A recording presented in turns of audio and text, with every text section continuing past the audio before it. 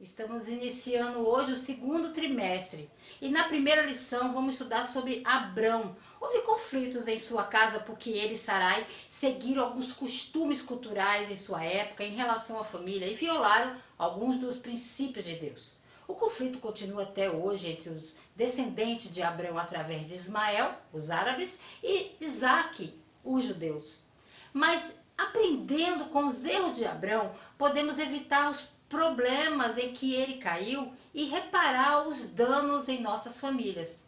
Como povo de Deus, se quisermos ter família harmoniosas, devemos pensar biblicamente sobre nossa cultura e resistir aos costumes que são adversos ao plano de Deus para a família.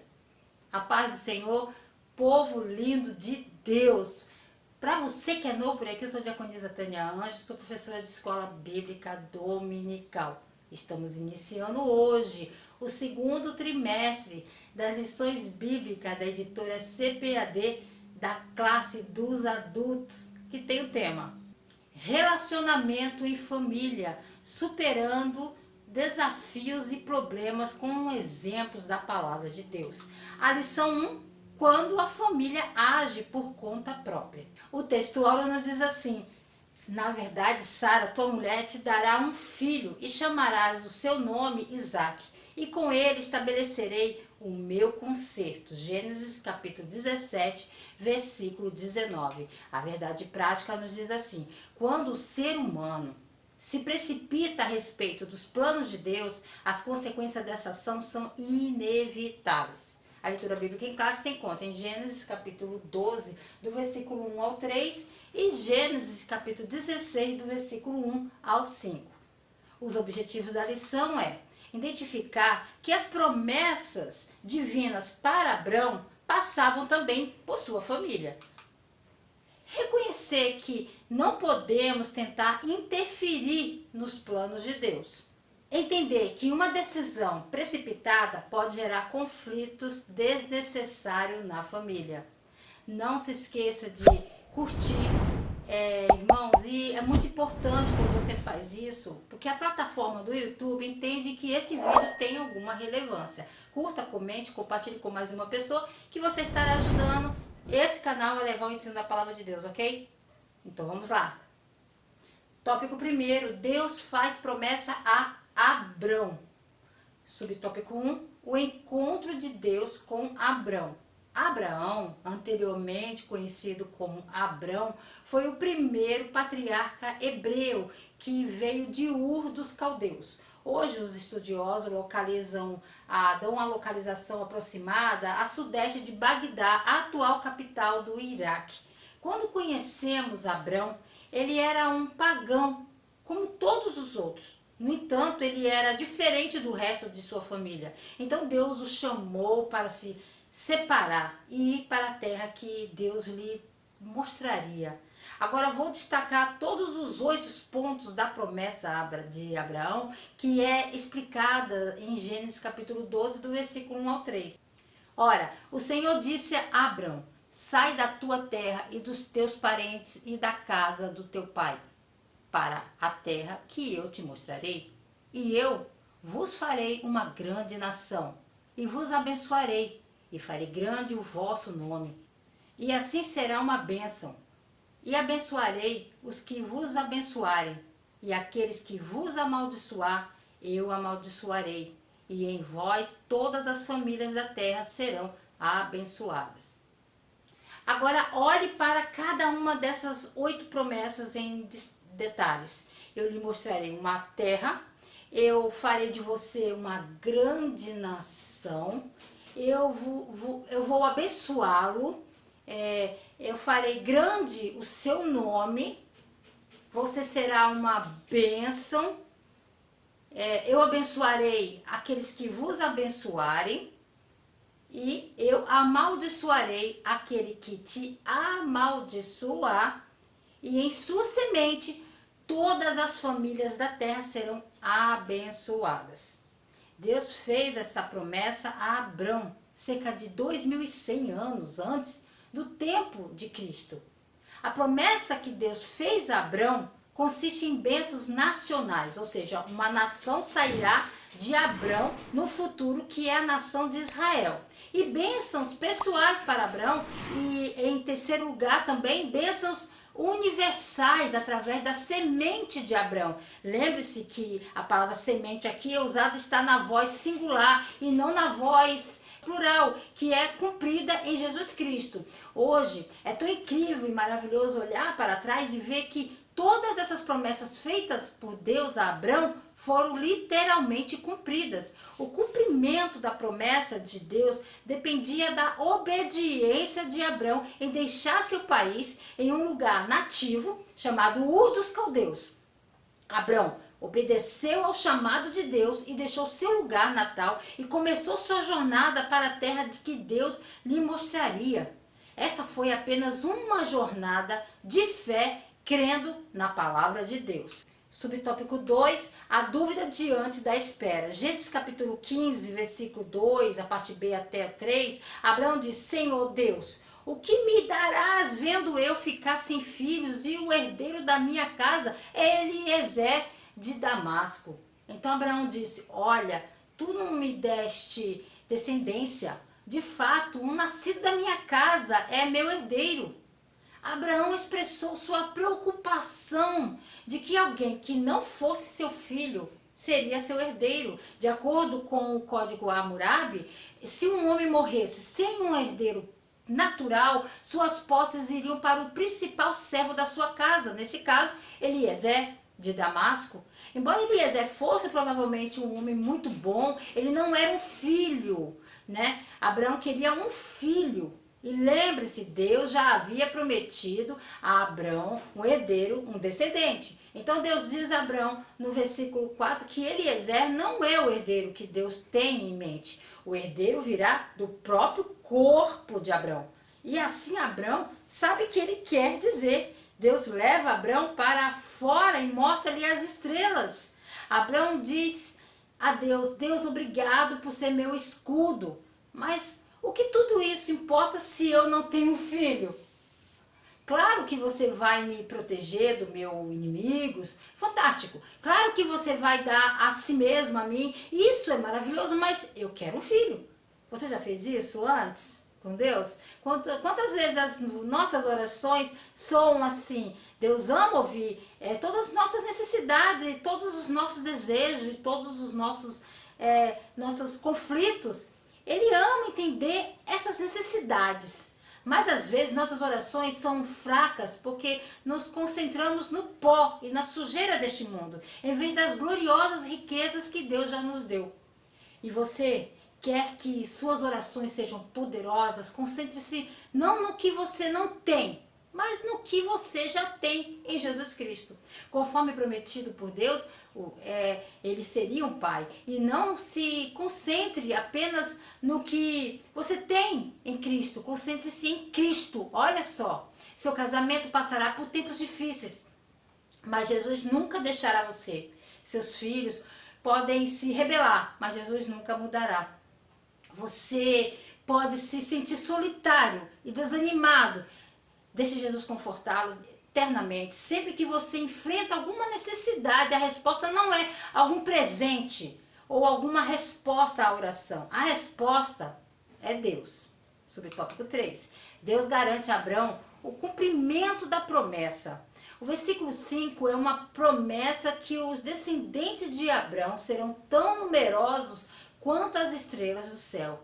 Anteriormente, Deus lembrou a Abrão que seus descendentes seriam tão numerosos quanto os grãos de areia.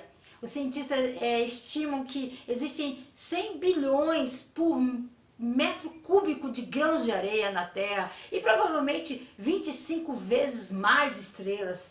Obviamente, uma vez que não houve tantas pessoas vivas no planeta Terra desde o início, Deus está usando uma figura de linguagem para dizer que os descendentes de Abrão serão numerosos demais para contar. E é claro, de acordo com Gálatas 3:29, Abrão não só tem descendentes físicos de acordo com o sangue, que são os judeus, mas descendentes espirituais de acordo com a fé, que são todos os cristãos. Juntos, esses descendentes são um número astronômico. E Deus diz que as estrelas nos lembrarão, serão um lembrete celestial dessa promessa. Gênesis 15, versículo 7. Então ele disse: eu sou o Senhor que te tirou do meio dos caldeus para te dar essa terra para herdá-la. Deus já fez essa promessa a Abraão antes, mas agora ele está repetindo a uma terceira vez. E é sempre bom ser lembrado das promessas de Deus para nós. Esta é uma das razões pelas quais é tão importante estar em um plano de estudo e leitura da Bíblia, que permita que todo o conselho de Deus venha diante dos nossos olhos e entre em nossos pensamentos regularmente. É encorajador ser lembrado sobre as promessas e bênçãos de Deus para nós. E embora todas as promessas de Deus sejam importantes e embora nenhuma promessa de Deus seja quebrada, sabemos que as promessas que ele repete 2 vezes ou 3 vezes são uma promessa realmente importante. Essa promessa que ele dá a Abraão é uma das promessas mais importantes de toda a Escritura. Possivelmente porque Deus enfatizou essa promessa repetidas vezes, Abraão deve sentir a importância dessa promessa. E assim, em Gênesis 15, 8, Abraão pergunta a Deus por que nada está sendo feito para manter essa promessa. E ele disse: Senhor Deus, como saberei que hei de herdá-la? Abraão meio que diz assim: ok, Deus, você vai me dar essa terra, mas onde está a prova? Onde estão as evidências? Como posso saber com certeza que vou herdá-la? Muitas pessoas dizem que tudo o que temos a fazer é confiar na promessa e não esperar que Deus nos dê a resposta. Mas descobri que Deus muitas vezes ama fornecer as respostas também. Ele não é Deus de confusão. Amós 3,7 diz que Deus não faz nada a menos que revele seu conselho secreto a seus profetas. Deus nunca se ofende quando perguntamos por quê? Ou como posso saber que isso é verdade? Ele gosta de nos dar as respostas que buscamos, porque nós estamos buscando na fonte que é Ele. Deus é um Deus razoável e Ele até nos convida a vir relacionar com Ele. E não nos deu um conjunto de crenças inconsistentes, incoerentes e contraditórias. Não, é muito lógico e pode ser pensado e definido por aqueles dispostos a ter tempo para estudar e aprender. Abraão recebeu essa promessa e agora ele quer alguma evidência. Eu amo o que Deus faz ali no versículo 9 de Gênesis 15, ele diz assim: traga-me uma novilha de 3 anos de idade, uma cabra fêmea de 3 anos de idade, um carneiro de 3 anos de idade, e uma rola e um pombo jovem. Assim que Deus começou a descrever a Abraão os animais que Abraão deveria reunir, Abraão sabia o que ia acontecer. Naqueles dias, quando você queria fazer um tratado, uma aliança, um juramento vinculativo com outra pessoa, você deveria reunir esses animais e cortar em 2 e depois compartilhar pelos animais divididos.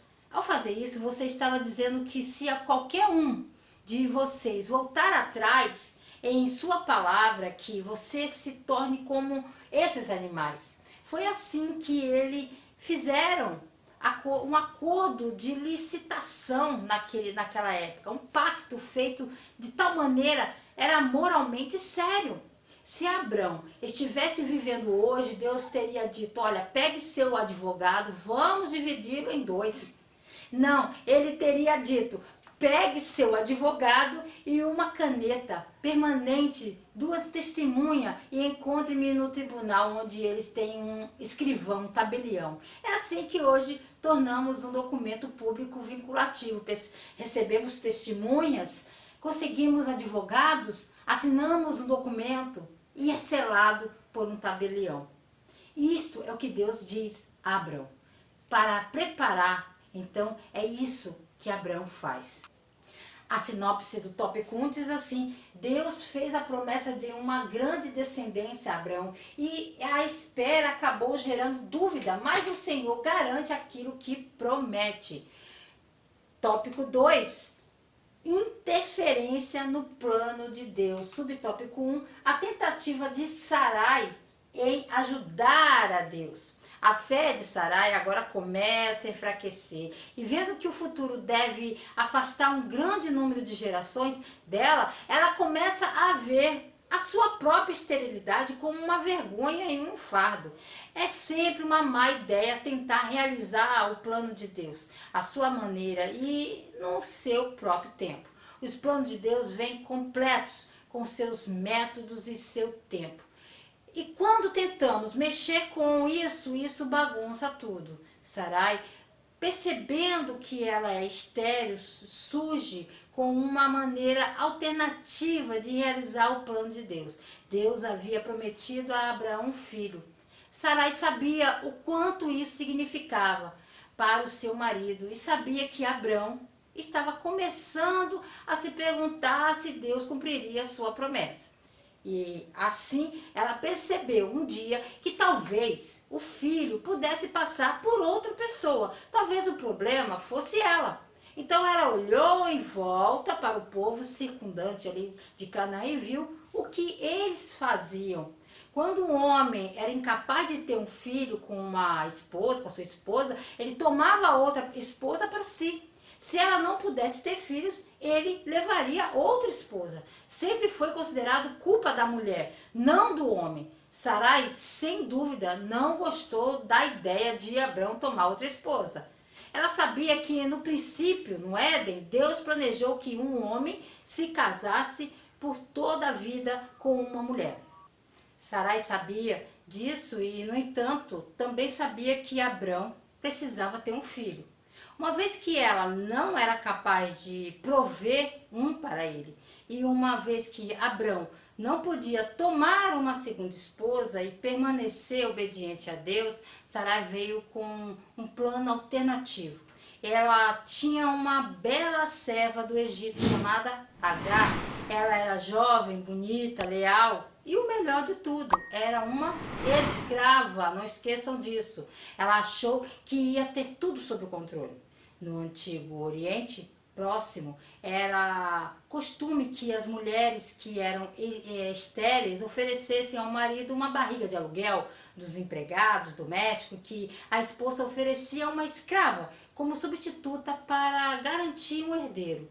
Sarai afirma que Deus a está impedindo de ter um filho. Nesse caso, ela está certa, mas não pela razão que ela pensa. E oferecer a Abrão sua escrava egípcia, e ela oferece ali a escrava egípcia Agar a ele. Agar engravida com sucesso e é dada por esposa a Abrão, ou recebe um lugar de status para que o bebê tenha direitos de herança. Ao fazer isso, eles ficaram aquém da vontade de Deus, de duas maneiras. Primeiro, mesmo que fosse costume e eles não sentissem culpa a fazer isso, eles estavam violando o mandamento básico de Deus de que no casamento os parceiros deveriam ser uma só carne. Não houve engano ou sedução aqui, não houve luxúria prévia, como é característico em situações de adultério, mas eles, no entanto, violaram o princípio de que no casamento, os dois se tornam um e não devem adicionar nenhum outro. A segunda maneira pela qual eles violaram a vontade de Deus foi encarregar-se de cumprir a promessa de Deus. Ela não viu nenhuma maneira natural para que a promessa fosse cumprida e, portanto, elaborou um esquema para cumprir o propósito de Deus. Era o tipo de pensamento: os fins justificam os meios. No entanto, a injustiça do homem não realiza a justiça de Deus. Quando Deus faz uma promessa, ele tem maneiras naturais e sobrenaturais de cumpri-la. E Sarai não entendeu isso, mas ela o faria com o tempo. Por exemplo, Deus promete prover nossa necessidade, ok? E ele faz isso por meios naturais, emprego, né?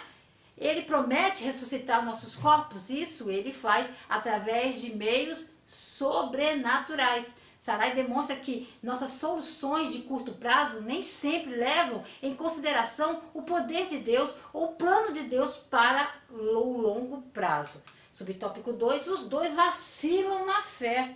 Naqueles dias, os homens da casa, muitas vezes, dormiam não apenas com suas esposas, mas também com as servas de sua casa. Se os filhos nasceram desses servos, a maioria das vezes, essas crianças também se tornavam servas. Mas de vez em quando, especialmente em um menino, nascesse de uma serva, o chefe de família poderia adotar o filho da serva e torná-lo seu próprio filho. Aparentemente, isso é o que Sarai tem em mente. Ela diz a Abraão no versículo 2, vá para minha serva, talvez eu consiga filhos com ela.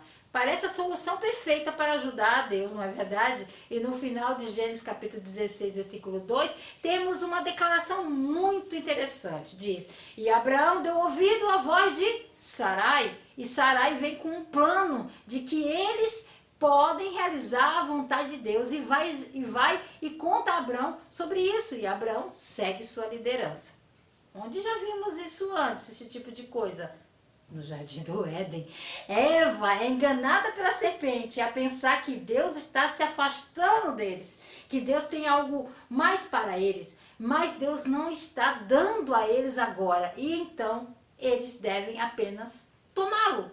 Então ela vai até o marido e apresenta seu plano, e ele come o fruto. Irmãos, você deve permitir que seu marido seja o chefe espiritual da família, irmã. Você deve permitir que ele tome as decisões espirituais. E homens, vocês devem se posicionarem para fazê-lo. Sua esposa quer que você lidere, e você foi feito para liderar. Mas se você abandonar a sua responsabilidade em liderar, o desastre, na maioria das vezes, acontece. Aconteceu com Adão e Eva e está acontecendo aqui nessa história de Abrão e Sarai. Subtópico 3, o problema da precipitação. Então, no início, as coisas parecem funcionar muito bem. Tudo correu de acordo com o planejado, certo? Agar recebeu exatamente como Sarai concebeu, né? Exatamente como Sarai queria. Mas, como acontece com todo pecado, houve consequências inesperadas e negativas. Agar começou a desprezar Sarai. Naqueles dias, sempre foi visto como uma maldição ser estéril. E assim, agora que Agar havia concebido por Abraão, havia provas de que Sarai era estéril. Agar provavelmente pensou que, desde que ela havia concebido, ela era melhor do que Sarai. Sarai provavelmente passou por todo esse processo de pensamento também. Além da turbulência mental que ela passou por ter seu marido dormido com outra mulher, ela agora deve lidar com uma angústia emocional e se sentir amaldiçoada por Deus, desprezada por sua serva. Seu plano funcionou, mas não exatamente como Sarai havia imaginado. Mas é assim que o pecado é, irmãos. Ele faz grandes promessas, mas nunca fala sobre as desvantagens. O pecado é como aqueles comerciais de medicação que você vê na televisão. O comercial de 30 segundos gasta 2 segundos dizendo que benefício essa nova droga milagrosa terá para você. E em seguida, os próximos 28 segundos explicando todos os efeitos colaterais negativos, incluindo a morte, diarreia, vômitos, ataque cardíaco e etc. A única diferença entre esses comerciais e o pecado é que o pecado nunca lhe diz quais são os efeitos colaterais negativos até depois que você ter cometido o pecado. Então ele diz, você não lê as letras miúdas? Você esqueceu? Eu esqueci de te contar, mas estava lá escrito na letra miúda. Você conseguiu o que você queria, mas na sua vida agora será miserável. E agora, aproveite. A sinopse do tópico 2 diz assim, a precipitação de Sarai gerou consequências na família que reverberaram até aos dias atuais entre as duas nações. Tópico 3, as consequências de uma decisão precipitada. Subtópico 1, o conflito na família de Abrão. Nesse ponto, H começa a ficar um pouco arrogante. Ela deixa de ser uma escrava para ter um status na casa. E ao mesmo tempo, ela vê Sarai incapaz de ter um filho. E aparentemente perdendo status na mesma casa. A Bíblia afirma que H começou a olhar para Sarai com desprezo. E que Sarai culpa o conflito entre eles em seu marido. Abrão joga de volta para ela, dizendo que H é sua serva e que Sarai faça o que ela quisesse. Abrão não defende H que está grávida, ou tenta acalmar a disputa, mas concede a Sarai inteiramente, transferindo de volta a sua concubina H, e a quem Sara havia dado anteriormente a ele, e reduzindo H novamente ao status de escrava. E nesse sentido, sua propriedade. Somos então informados de que Sarai lidou duramente com H, a ponto que dela fugir. Quando se faz um estudo da palavra traduzida para duramente, esse é o resultado. Humilhar, oprimir, ser miserável, encolher-se, estar agachado, curvado, miserável, sofrendo, submeter-se para fazer violência. Olha só, você pode imaginar como H se sentiu ao fugir? Ela não deveria ter se tornado esposa como Sarai, mas ao mesmo tempo ela é a única com o menor poder de longe nessa história. Ela era uma escrava, então ela não teve escolha quando foi oferecida a Abraão como substituta. Pode-se supor que, como serva, ela foi favorecida por Sarai. Sarai realmente daria um marido a uma serva, né? Não é uma loucura isso? E foi então bem tratada por Abrão por um tempo. Então, uma vez que ela está grávida, ambos se voltam contra ela.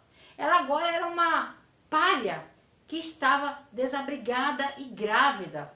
E é nesse ponto que Deus intervém para consertar a bagunça que foi criada, embora não sem consequências duradouras. O anjo do Senhor encontra Agar no deserto e diz a ela que ela deveria voltar para Sarai e que seu filho também se tornaria uma nação.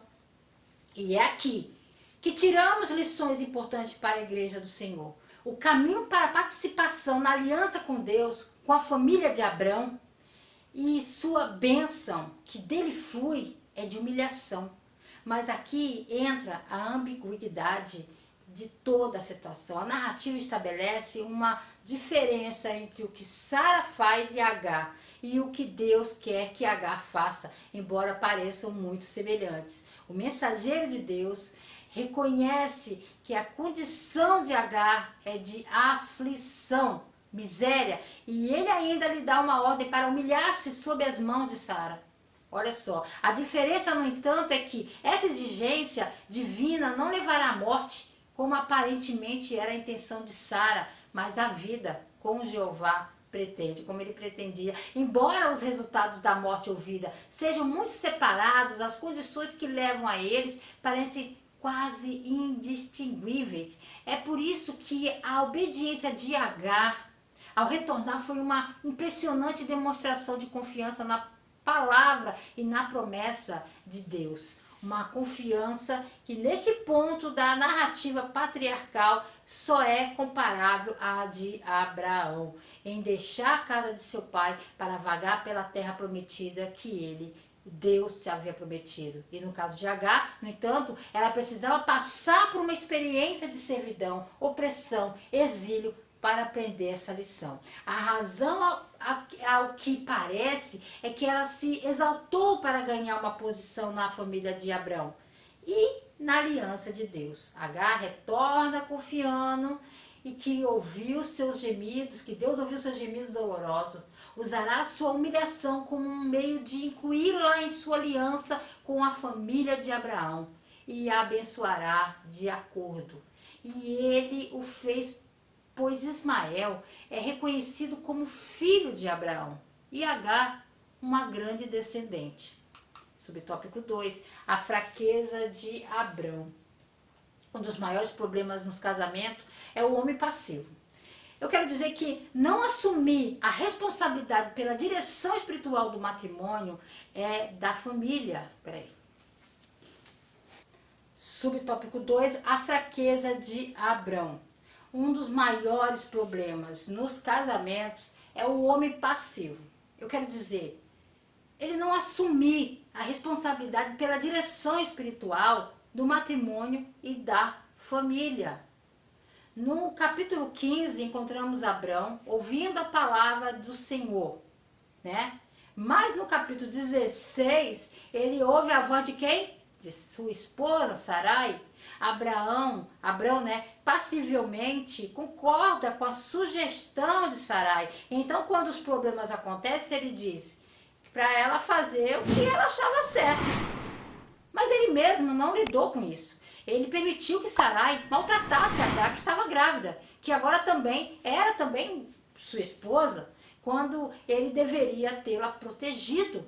Se você cede à conveniência, você nunca consegue o que estava procurando. Sarai pensou que ganharia um filho com Agar, um filho que cumpriria a promessa de Deus. Em vez disso, ela ganhou desprezo por Agar e conflito com Abrão. De repente, Sarai era a forasteira em sua própria casa. Subtópico 3, uma opinião equivocada acerca de Deus. Eu não estou dizendo que os maridos não devem ouvir suas esposas. Muitas vezes, essa é a coisa mais inteligente que vocês, maridos, devem fazer. É melhor ouvir sua esposa, carne de sua carne, do que o amigo na rua. Deus deu as esposas para dar a sabedoria, discernimento que muitas vezes falta aos homens. O problema não é ouvir as esposas, o problema é abdicar da liderança espiritual se sua esposa sugerir algo que não é do Senhor. E vice-versa. Deus está estranhamente ausente dos versículos 1 ao 6. Já prestou atenção? Ele recebe o crédito, ou culpa, né? Por impedir Sarai de conceber e seu nome é invocado para justificar seu ponto de vista. Mas ele nunca é procurado. Abrão não se preocupou em perguntar ao Senhor se essa decisão crucial que afetaria o resto de sua vida e o resto da história humana era a vontade de Deus. Observe que o Senhor não impediu Abrão de fazer isso. Tudo que ele teria que fazer era dizer: Abrão, não faça isso. Mas Deus ficou em silêncio. De fato, o registro bíblico indica que Deus não falou com Abrão. Novamente, no versículo, depois de 13 anos, por que Deus não deteve Abrão? A única resposta é que Abrão não se preocupou em pedir ao Senhor seu conselho. Deus não intervirá ou impedirá que seus filhos cometam alguns erros graves, se não o buscarem. O que uma esposa irritante realmente quer de seu marido, geralmente não é a coisa que ela está incomodando, Ela quer que seu marido assuma a liderança amorosa do lar, que Deus pretendia que ele assumisse. Mas muitos maridos cristãos são como Abrão aqui. Ele quer paz. Por isso, ele abdica de liderança espiritual, para evitar mais conflitos. Mas isso só frustra a esposa. Ela quer que seu marido seja o líder amoroso e responsável no lar. Se ele não sabe o que fazer, ele pode pelo menos admitir e dizer: vamos examinar a Escritura e buscar a mente do Senhor sobre esse assunto? Então ele pode levá-la a fazer o certo. Certo? A sinopse 3 da lição diz: uma decisão precipitada gera consequências que vão desde os conflitos na família a equívocos acerca de Deus. Para concluir, nos dias de Abrão e Sarai, as pressões culturais talvez não fossem tão difundidas quanto são agora, mas ainda eram poderosas. Como peixes que não percebem que estão molhados, todos nós tendemos a estar tão imersos na nossa cultura que não percebemos o quanto isso nos afeta. Eles queriam ajudar a Deus. Seus motivos estavam certos, mas os métodos deles estavam errados. Na obra de Deus, os métodos são muitas vezes tão importantes quanto os resultados. O resultado veio da dependência de Deus ou foi produzido pela carne? Deus é a fonte Ou é a natureza humana caída? Este é um problema especial para nós, porque somos um povo pragmático. Se funciona, deve estar certo, afinal veja os resultados. Esses métodos são provados para construir a sua igreja, mas note que Abrão obteve os resultados pretendidos com Agar. Ele teve um filho, mas não foi o filho do que o Senhor da promessa, e criou todos os tipos de problemas a curto e longo prazo. Os motivos corretos devem ser acompanhados por métodos corretos também. Quero aqui agradecer àqueles que entraram em minhas redes sociais, em todas as minhas redes sociais, pelo falecimento da minha filha. Esse trimestre estaremos falando de família e Deus sabe como estou aqui gravando esse vídeo hoje, com menos de 2 semanas da sua morte. Ela nos fará muita falta, a saudade vai ser eterna, mas a obra de Deus não pode parar. Querendo o Senhor, se Ele não voltar, estarei de volta aqui a mais um Resumo EBD. A paz do Senhor a todos.